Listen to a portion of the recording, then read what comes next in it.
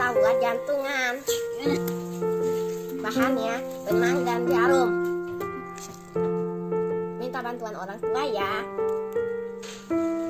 Ya udah jadi. Sekarang kita gantung di pohon Natal.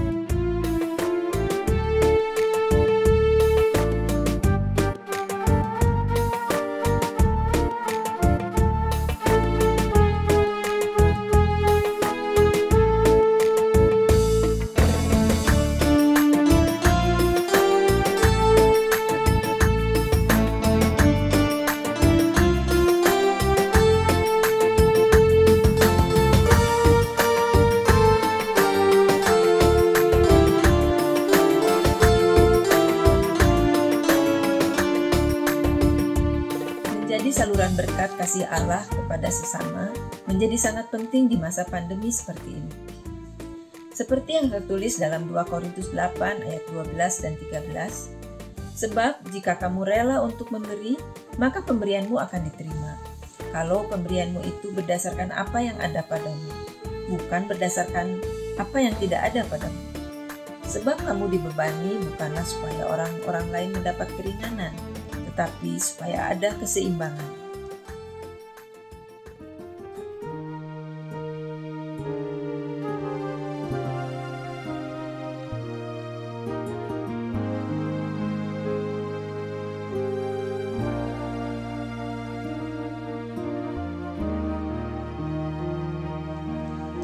Marilah kita bersama-sama melanjutkan pelayanan kita untuk menolong sesama yang sangat membutuhkan. Ungkapan syukur atas berkat dan anugerah Tuhan dalam kehidupan kita juga dapat disalurkan kepada saudara kita yang terdampak pandemi ini, baik jemaat, simpatisan, ataupun warga di sekitar kita, dengan bantuan Peduli COVID. Mari kita berbagi dengan menyisihkan berkat yang sudah Tuhan berikan kepada kita dan menyalurkannya dalam persembahan Peduli COVID melalui rekening GKI Pasir Kaliki dengan keterangan Peduli COVID atau dengan menambahkan angka 19 pada jumlah nominal persembahan yang kita berikan. Kiranya Tuhan senantiasa memimpin dan memakai kita menjadi saluran berkat untuk sesama kita.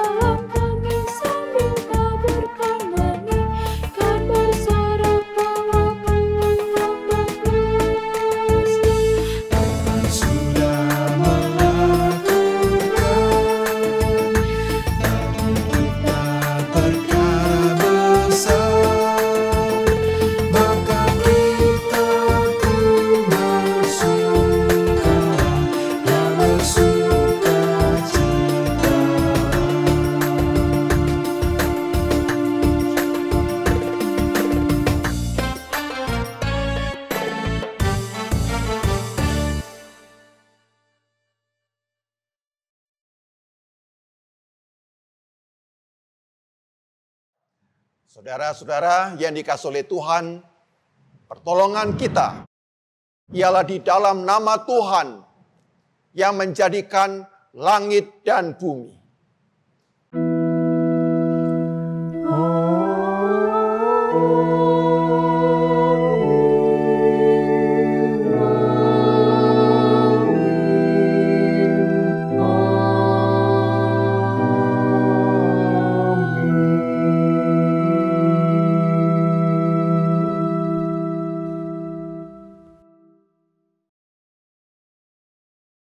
Kasih karunia dan damai sejahtera dari Allah Bapa kita dan dari Tuhan Yesus Kristus, Tuhan beserta saudara. Dan beserta saudara juga. Saudara-saudara yang terkasih, pada hari ini kita memasuki Minggu Advent ketiga. Dalam tradisi gereja, Minggu Advent ketiga adalah Minggu Gaudete atau Minggu Sukacita. Kita memaknai bahwa dalam penantian akan kedatangan Tuhan Yesus Kristus ada sukacita dan harapan. Dia yang kita nantikan kedatangannya memberikan damai dan kelegaan. Dalam keagungan dan kemuliaannya, Dia memberikan rahmat dan kurnia. Sesuai dengan apa yang tertulis dalam surat 1 Yohanes 1 ayat 9. Terang yang sesungguhnya yang menerangi setiap orang sedang datang ke dalam dunia.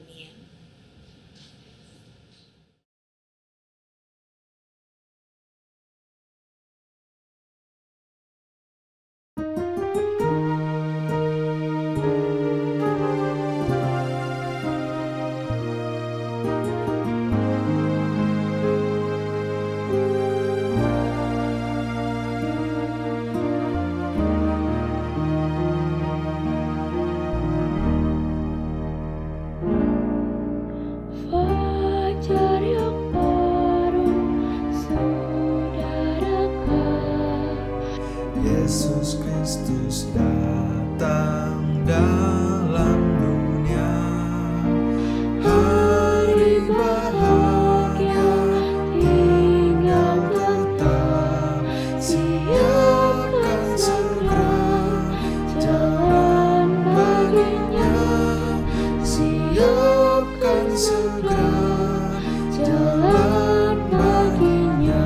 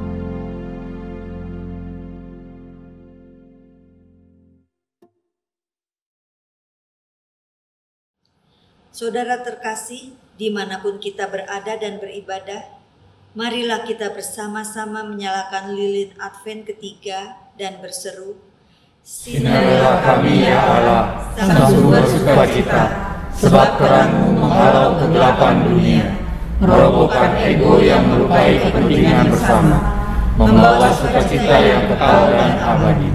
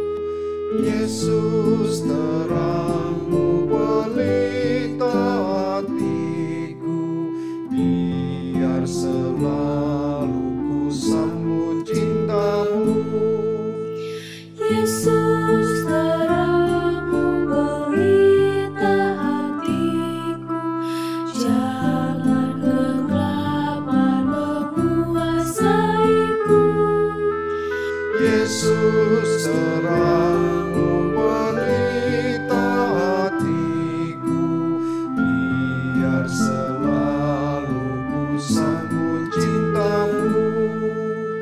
Yesus, terangmu pelita hatiku, jangan kegelapan menguasaiku. Yesus, terangmu pelita hatiku, biar selalu ku sambut cintamu.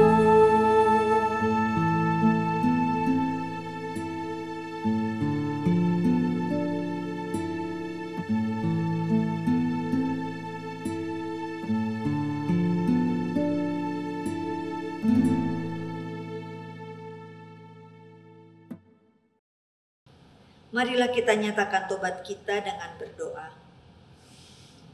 Ya Allah yang agung dan mulia, Engkaulah sumber kehidupan seluruh makhluk di bumi, juga kami manusia yang Engkau jadikan.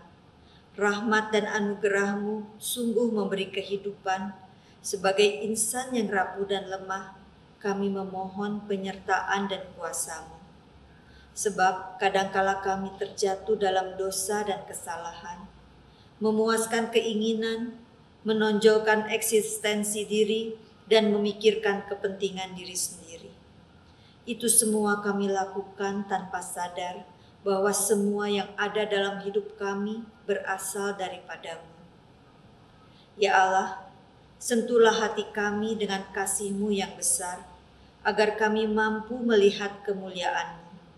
Perkenankanlah kami untuk ada dan tinggal di dalam kemuliaan-Mu, sehingga karya dan perbuatan kami mencerminkan keagungan-Mu. Melalui Tuhan Yesus kami memohon. Kasihani kami ya Tuhan.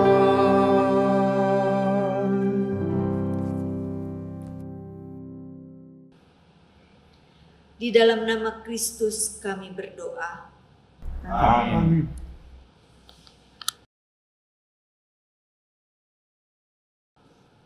Saudara-saudara yang dikasihi Tuhan, marilah kita nyatakan tekad tobat kita berdasarkan kitab 1 Tesalonika 5 ayat 16-18 dan ayat 24. Bersukacitalah senantiasa, tetaplah berdoa, mengucap syukurlah dalam segala hal. Sebab itulah yang dikehendaki Allah di dalam Kristus Yesus bagi kamu. Ia yang memanggil kamu adalah setia, Ia juga akan menggenapinya. Damai Kristus bagimu. Damai Kristus bagimu juga.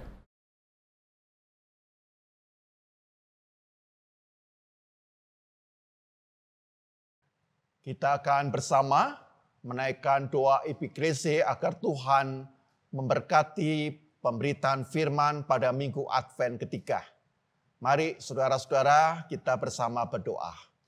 Bapa Surgawi yang Maha Baik, kami bersyukur bahwa kami masih diizinkan oleh Tuhan merayakan minggu Advent yang ketiga. Berikan kepada kami secara khusus minggu Advent ketiga suatu sukacita yang sungguh-sungguh memampukan kami memiliki pengharapan di tengah-tengah situasi yang sulit. Biarkanlah kami mempunyai spiritualitas kerohanian yang berbeda dari dunia, yang tidak mudah mengasihani diri sendiri, yang tidak mudah bersungut-sungut, yang tidak mudah menyerah ketika kondisi-kondisi yang sangat berat harus kami hadapi. Tapi sebaliknya, dengan terang firman Tuhan, kami boleh dikuatkan senantiasa, sehingga kami tetap bersukacita dan memiliki pengharapan. Untuk itu Tuhan, berikanlah kepada kami Roh Kudus-Mu, supaya kami boleh mengerti dengan baik firman yang akan kami baca. Terangilah hati kami, ya Roh Kudus Allah, supaya firman-Mu termeterai di dalam hati kami, dan kami dimampukan menjadi pelaku-pelaku firman yang baik dan setia. Terpujilah nama-Mu ya Allah, di dalam nama Bapa, Putra, dan Roh Kudus. Amin.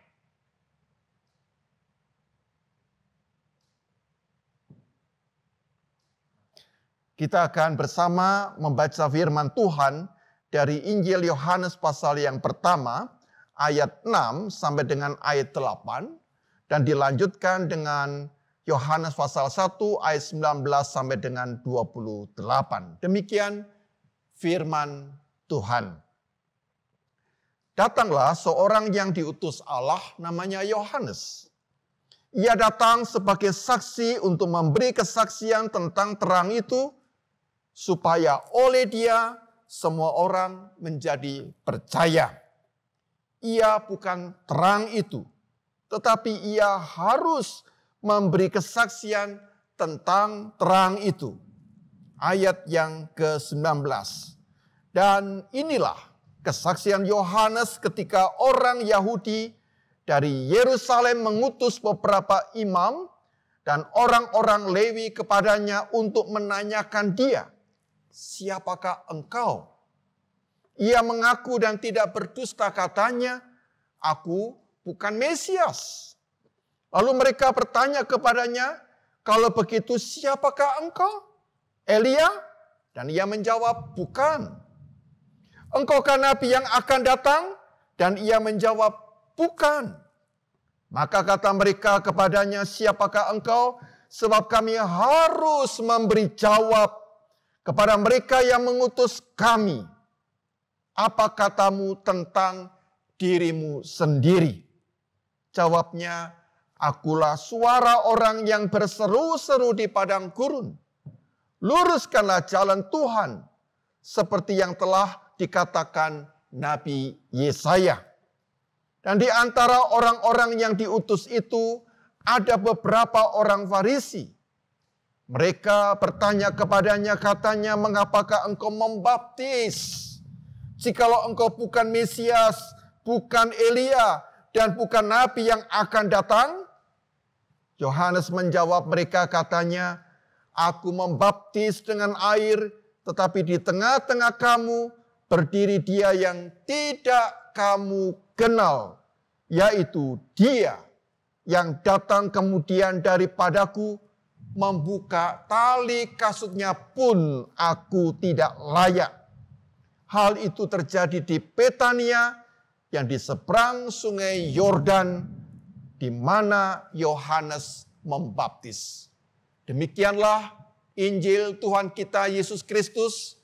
Berbahagialah setiap kita yang boleh mendengarkan firman Tuhan. Namun yang lebih berbahagia adalah kita yang mau memeliharanya dari sekarang sampai selama-lamanya. Maranatha.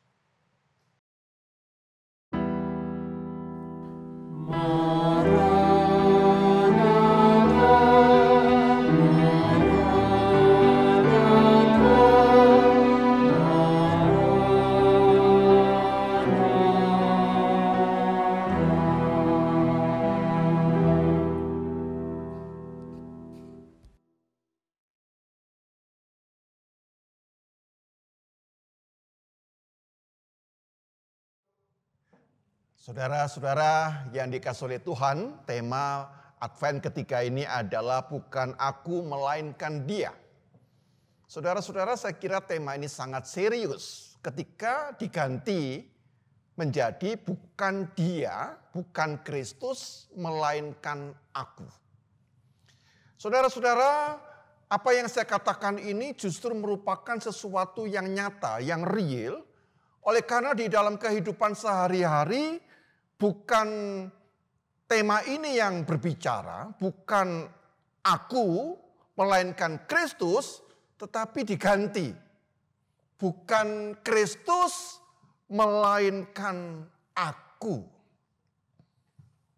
Dan itulah yang menjadikan dunia ini dalam hidup sehari-hari, dalam berbagai aspek kehidupan, apakah dalam hidup berkeluarga, hidup di dalam pekerjaan, di dalam relasi dengan sesama, bahkan juga di dalam kehidupan sosial politik itu didominasi oleh ego yang menjadi pusatnya. Nah, itulah yang terjadi akhirnya menjadi kelompok-kelompok massa yang memusatkan diri kepada ego seseorang. Nah, saudara-saudara yang dikasihi oleh Tuhan, dan sangat menarik bahwa ketika tema itu diganti, bukan dia, melainkan aku, itu sangat cocok dengan satu kondisi yang disebut bahwa orang ini mau menempatkan dirinya sebagai seorang Mesias. Ya. Jadi dalam dunia masa kini itu ada yang disebut dengan mesianik kompleks. Ya. Di mana orang ini memerankan dirinya sebagai seorang juru selamat, sebagai seorang yang bisa membawa pembebasan. Saudara-saudara yang dikasihi oleh Tuhan, mesianik kompleks ini mempengaruhi cara berpikir bukan hanya satu bagian dalam sejarah. Banyak sejarah yang diisi oleh tokoh-tokoh yang didominasi oleh orang-orang dengan mesianik kompleks. Dan kalau kita perhatikan dengan saksama, saudara-saudara, orang-orang dengan mesianik kompleks ini sesungguhnya juga mengidap apa yang disebut di dalam ilmu jiwa, yaitu kecenderungan megalomania. Ya. Megalo dari kata bahasa Yunani megales, hal-hal besar, dan maniak. Ya. Satu dorongan atau kecenderungan jiwa yang tidak sehat. Ya. Satu kondisi yang disebut disorder. Ya. Nah, saudara-saudara, maka orang-orang yang mengidap megalomania ini akan menganggap dirinya sebagai seorang pribadi yang agung, yang luhur. Ya, bahkan dia membayangkan dirinya sebagai seorang titisan, seorang yang disuruh oleh Tuhan. Ya, dan orang-orang seperti ini, saudara-saudara, biasanya juga mempunyai karisma yang begitu besar untuk meyakinkan banyak orang, dan memang banyak orang yang kemudian terkesima. Sehingga kepada orang-orang yang megalomania ini biasanya diikuti dengan kultus individu. Karena dia memang berhasil dengan karismanya itu untuk memengaruhi banyak orang. Nah, bukankah ini yang terjadi saudara-saudara di tengah-tengah masyarakat kita? Orang-orang yang merasa dirinya itu adalah sosok pribadi yang agung, yang luhur. Tapi anehnya, perbuatan mereka rata-rata itu sama sekali tidak mencerminkan. Bahkan tingkah laku mereka ini kerap kali memalukan. Dan itu sesuatu yang sangat kontras.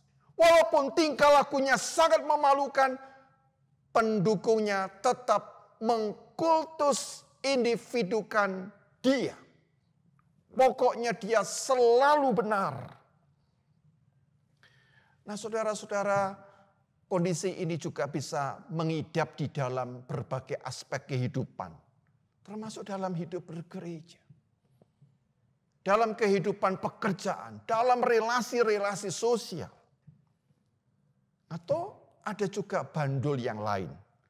Kalau bandul yang pertama itu adalah mengidap kepada megalomania, membesarkan dirinya, maka bandul yang lain ini justru mengurangi, meniadakan kemesiasan Yesus. Nah, saudara-saudara, bandul yang kedua ini pun juga sama berbahayanya. Dan kita bisa melihat bahwa pikiran-pikiran bandul yang kedua ini yang mengurangi atau meniadakan kemesiasan Yesus itu untuk menyatakan bahwa poinnya Yesus itu bukan Tuhan. Yesus itu bukan Mesias. Ya, bahkan ada satu tulisan dari James Tabor dalam bukunya yang berjudul Dynasty of Jesus. Mengatakan bahwa sebenarnya Yesus itu muridnya Yohanes. Kenapa? Alasannya, karena Yesuslah yang datang kepada Yohanes untuk dibaptis. Nah, kalau dibaptis, Yesus harus tunduk. Ya, posisinya dia lebih rendah. Nah, saudara-saudara, Dan James Tabor mengatakan, nah itu contohnya di dalam Injil Yohanes berkata seperti ini. Nah, tetapi saudara-saudara, kita mengetahui bahwa cara tafsir seperti itu kan sangat dangkal sekali. Kalau kita membaca misalnya dari Injil Yohanes pasal yang pertama, ayat yang ke-20 dan 21, di sana dikatakan apa tentang sikap Yohanes. Dan dia mengaku, ayat 20, dan tidak berdusta katanya, aku bukan Mesias. Lalu mereka bertanya kepadanya, kalau begitu siapakah engkau, Elia? Dan ia menjawab, bukan. Engkau kan nabi yang akan datang? Dan ia menjawab, bukan. Tegas. Nah, saudara-saudara, bahkan lebih jauh lagi di dalam ayat yang ke-27, Yohanes Pembaptis berkata, yaitu dia yang datang kemudian daripadaku, membuka tali kasutnya pun aku tidak layak. Jelas. Nah, saudara-saudara yang dikasihi oleh Tuhan, dan itu kata-kata yang sangat dalam, sehingga mengapa di dalam ayat yang ke-29 disebutkan pada keesokan harinya Yohanes melihat Yesus datang kepadanya dan ia berkata, lihatlah anak domba Allah yang menghapus dosa dunia. Jadi dunia itu berpikir bagaimana mengurangi kemesiasan Yesus. Kata-kata yang menunjuk keilahiannya, kemesiasnya ditutup, dihilangkan. Bukankah ini juga terjadi di dalam konteks Indonesia? Kita boleh bertoleransi, kita boleh rukun, asal satu, jangan mengaku Yesus itu Tuhan. Jangan mengaku Yesus itu juru selamat. Kalau kamu ngaku Yesus Nabi, ya teman saya. Kita sejalan.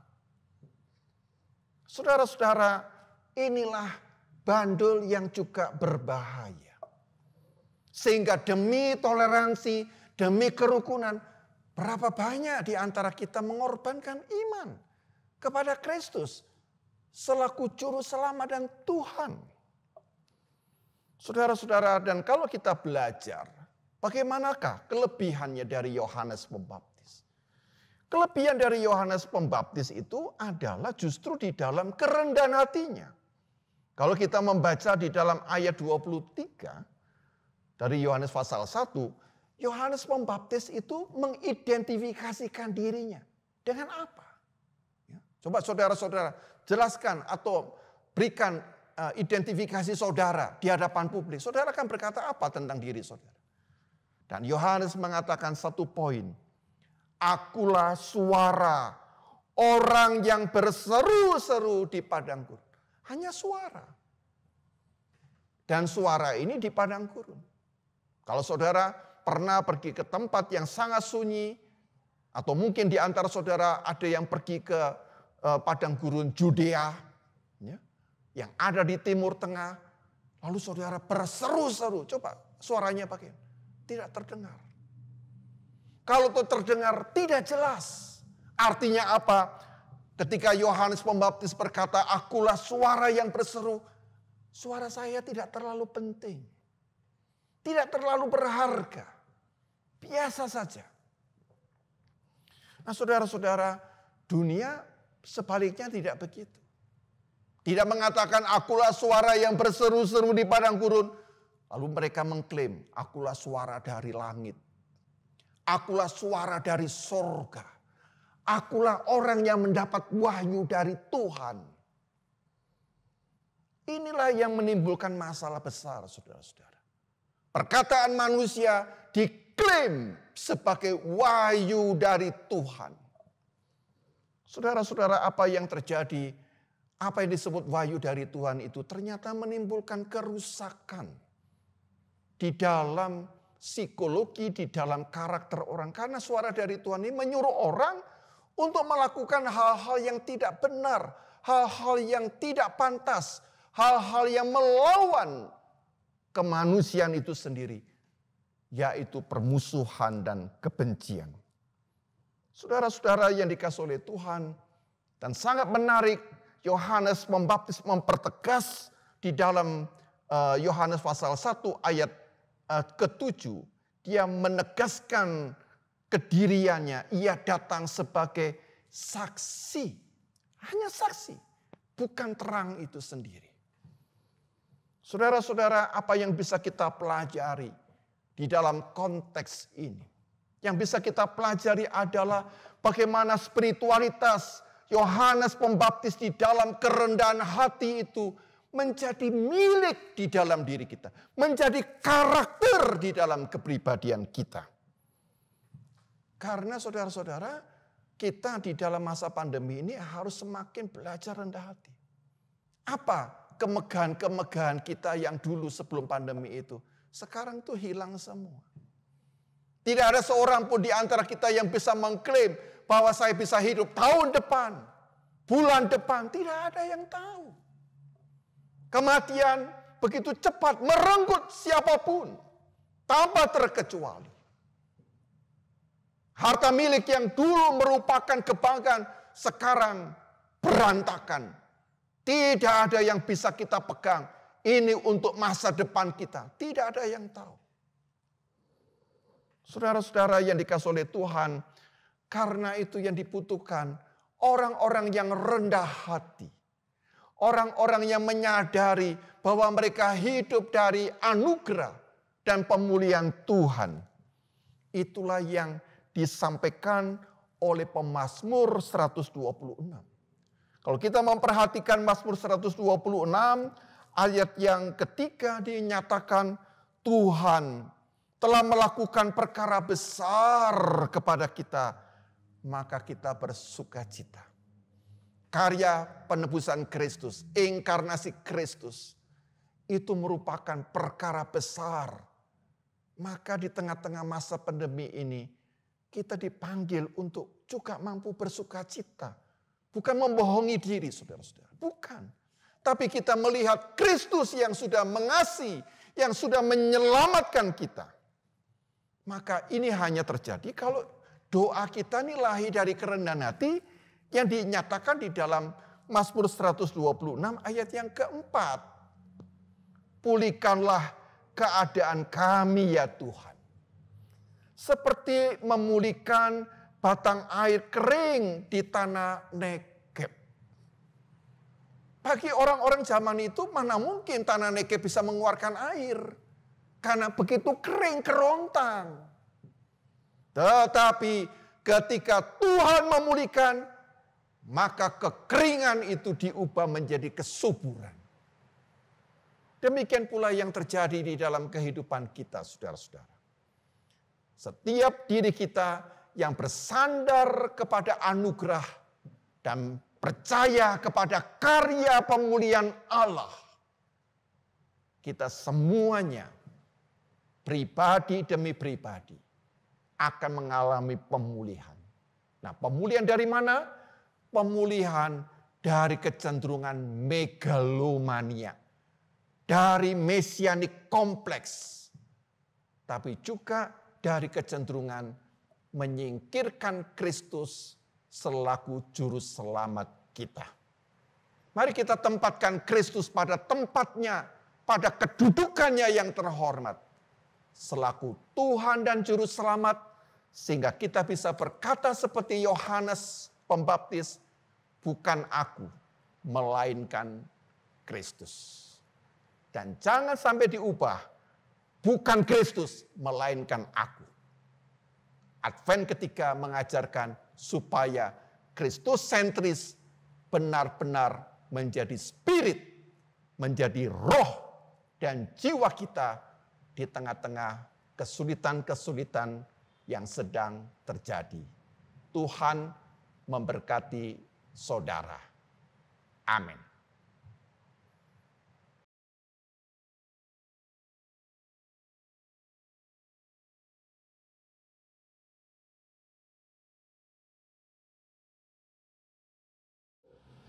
Marilah kita bersama umat Tuhan di masa lalu, masa kini dan masa depan, mengingat pengakuan pada baptisan kita menurut pengakuan iman rasuli.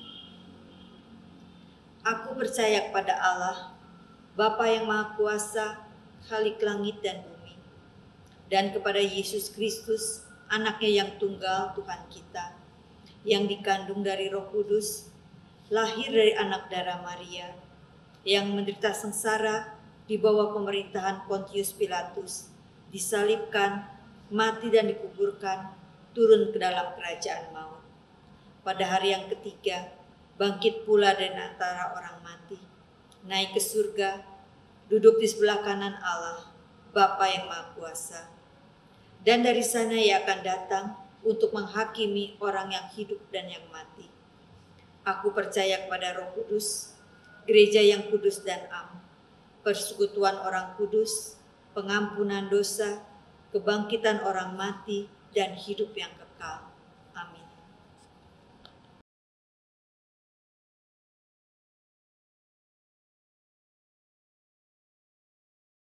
Saudara-saudara, mari kita bersama merendahkan diri kita menaikkan doa syafaat. Bapa Surgawi, kami datang ke hadirat-Mu yang di dalam Kristus Engkau menghadirkan sebagai juru selamat. Namun juga di dalam Kristus Engkau menghadirkan sebagai juru syafaat. Oleh karena itu kami penuh percaya bahwa Kristus selaku juru syafaat akan mendengarkan setiap doa-doa kami, harapan dan jeritan kami, karena Kristus adalah Sang Firman Allah yang berinkarnasi dan menunjukkan kepedulian dan bela rasa kepada setiap kami yang menderita. Karena itu dengarkanlah doa kami ya Kristus. Kami ingin doakan untuk kehidupan jemaat GKI Pasir Kaliki di dalam masa pandemi ini. Biarkan di masa yang sulit ini, jemaat memperlihatkan kesetiaan mereka kepada gerejanya. Bahkan lebih jauh lagi, di tengah-tengah masa pandemi ini mereka makin mengasihi dengan mendoakan gerejanya, mendoakan sesama anggota gereja, memberikan dukungan-dukungan yang dibutuhkan dengan hati yang melimpah dengan harapan dan ucapan syukur. Kami juga berdoa, ya Tuhan, untuk majelis jemaat GKI Pasir Kaliki agar Engkau memberikan kepada para hamba-hamba-Mu ini roh hikmat dan segala karunia yang dibutuhkan, sehingga mereka dipakai oleh Tuhan menyatakan Kristus kepada orang-orang di sekelilingnya, membawa jemaat untuk semakin bertumbuh di dalam Kristus. Kami juga berdoa Tuhan, manakala di antara anggota jemaat mengalami penderitaan, mengalami beban ataupun kondisi sakit, Tuhan berkenan menilik, melawat, menyembuhkan, dan meneguhkan setiap saudara-saudara kami. Bapa yang Maha Baik, kami juga datang kepadamu untuk menyerahkan setiap kami yang menghadapi problem karena kehilangan pekerjaan atau harus mengalami perubahan di dalam cara kerja kami. Mampukan kami supaya kami tidak mudah kecil hati, tidak mudah putus asa. Kami ingin supaya Tuhan memberikan kepada kami pengertian, hikmat dan kecerdasan, supaya kami senantiasa menemukan cara-cara yang kreatif. Kami juga berdoa ya Tuhan, untuk keselamatan negara dan bangsa kami Indonesia. Kami prihatin karena negara kami kadang-kadang masih memperlihatkan satu situasi yang jauh dari cita-cita para pendiri negara Kesatuan Republik Indonesia. Perpecahan dan kelompok-kelompok yang saling membesarkan dirinya dengan merendahkan kelompok-kelompok yang dianggap tidak sejalan.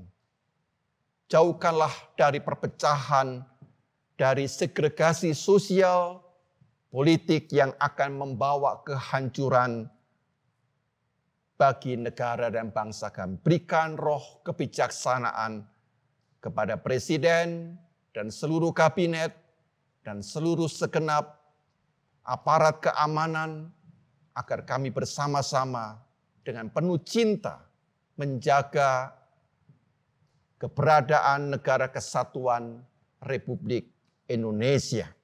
Tuhan, siapkanlah hati kami, di mana kami juga akan mempersiapkan diri di minggu Advent ketiga ini untuk menyambut peristiwa Natal. Sang Firman Allah yang berinkarnasi menjadi manusia. Siapkan hati kami dengan lebih sungguh-sungguh lagi.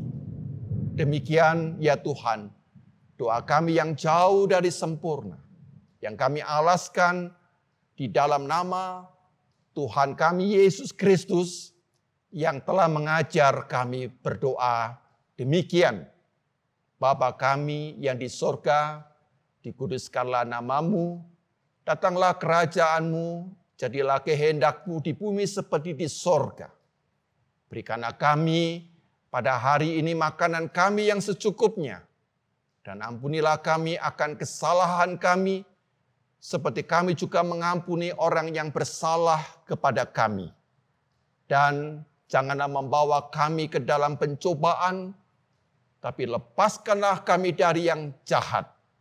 Karena Engkau yang mempunyai kerajaan dan kuasa dan kemuliaan sampai selama-lamanya. Amin.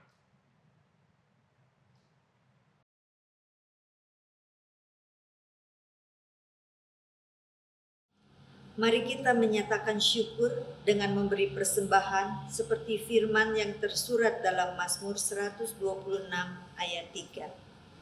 Tuhan telah melakukan perkara besar kepada kita, maka kita bersukacita. Persembahan dapat kita kumpulkan dengan memasukkan dalam amplop khusus yang nanti akan kita bawa pada saat kita dapat beribadah kembali di gedung gereja.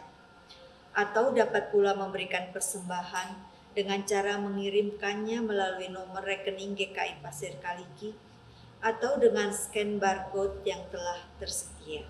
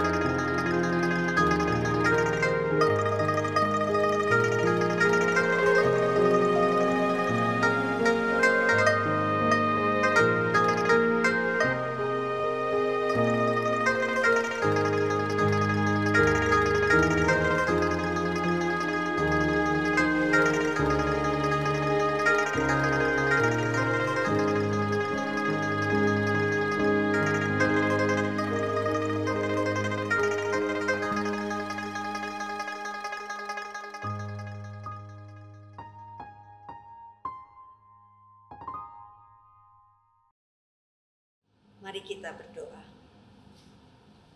Bapa kami yang di surga, Juru Selamat yang datang ke dunia, saat ini kami datang membawa persembahan kami dengan rendah hati dan penuh rasa syukur.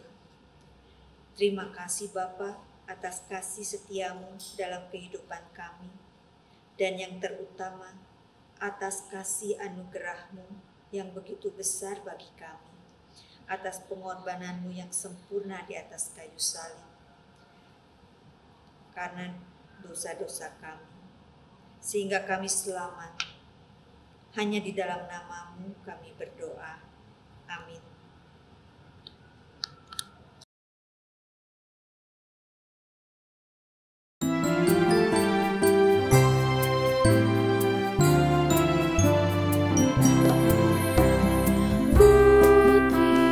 Putri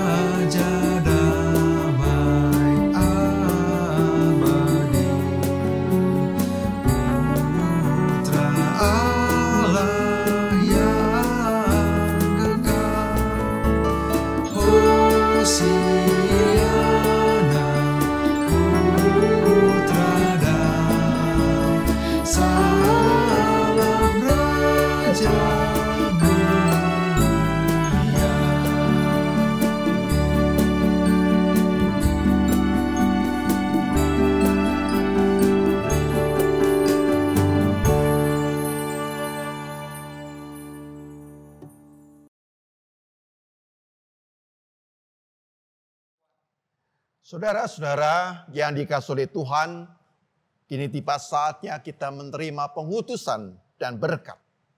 Untuk itu, arahkanlah hati saudara-saudara kepada Tuhan, serta terus bertekun dalam pengharapan, dengan menempatkan segala kepentingan sendiri di bawah kemuliaan Tuhan yang datang. Saudara-saudara, sekarang terimalah berkat dari Tuhan, bukalah hati saudara, dan rendahkan diri saudara supaya kita boleh meneladani spiritualitas dari Yohanes Pembaptis yang menyatakan, bukan aku, melainkan Kristus. Sambutlah saudara-saudara berkat dari Tuhan. Anugerah Allah Bapa, cinta kasih Yesus Kristus, serta persekutuan dengan Roh Kudus menyertai saudara-saudara dari sekarang sampai selama-lamanya. Amin.